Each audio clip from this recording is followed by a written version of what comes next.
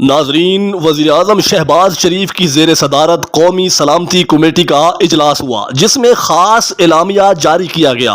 اعلامیہ میں کہا گیا کہ بھارت نے خطے کے امن کو للکارا ہے، نتائج کی ذمہ داری بھی اب بھارت پر ہی ہوگی۔ نیلم جہلم ہائیڈرو پاور پروجیکٹ کو بھارت نے نشانہ بنایا اور اسے نقصان پہنچایا۔ اس اعلامیہ میں معصوم شہداء کے لیے فاتحہ خوانی بھی کی گئی۔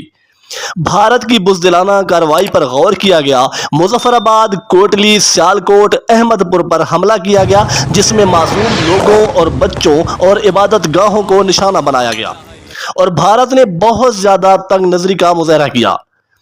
جھوٹے دہشت گرد کیمپس کے بہانے معصوم بچوں کو نشانہ بناتے رہے۔ پاکستان کی خود مختاری اور سالمیت کی خلاف ورزی کی گئی۔ پاکستان نے دہشت گرد کیمپس کو مسترد کیا۔ بدقسمتی سے بھارت نے پہلگام واقعہ کے بارے میں پاکستان کی کسی تیسرے فریق سے انویسٹیگیشن کی پیشکش مسترد کر دی تھی۔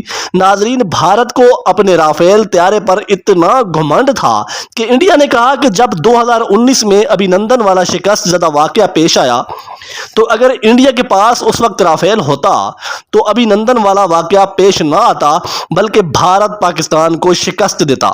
لیکن اب تو رافیل بھی تھے، اور اس مرتبہ تو ایک نہیں 3 رافیل تباہ ہو گئے۔ ٹوٹل 5 طیارے انڈیا کے تباہ کر دیے گئے۔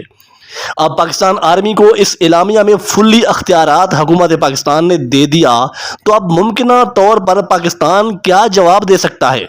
وقت اور جگہ پاکستان خود طے کرے گا کہ کہاں اور کس چیز کو نشانہ بنانا ہے۔ کیا پاکستان بھارت کے کسی ڈیم کو نشانہ بنا سکتا ہے؟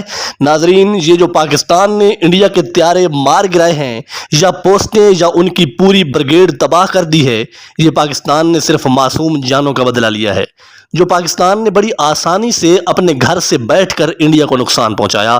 لیکن ابھی ایک اور بدلہ پاکستان کے مطابق ابھی باقی ہے۔ وہ نیلم جہلم ہائیڈرو پاور پروجیکٹ کو انڈیا نے جو نقصان پہنچایا ہے، اس کا بدلہ بھی باقی ہے، جس کے لیے اگلے 24 سے 36 گھنٹے انتہائی اہم ہیں کہ پاکستان آرمی وقت اور جگہ یعنی نشانے کا تعین کرے گی۔ پاکستان ہمیشہ امن کا خواہاں رہا ہے، لیکن بھارت نے امن کی آفر مسترد کر دی تھی، جس کا بھگتان وہ بھگتے گا۔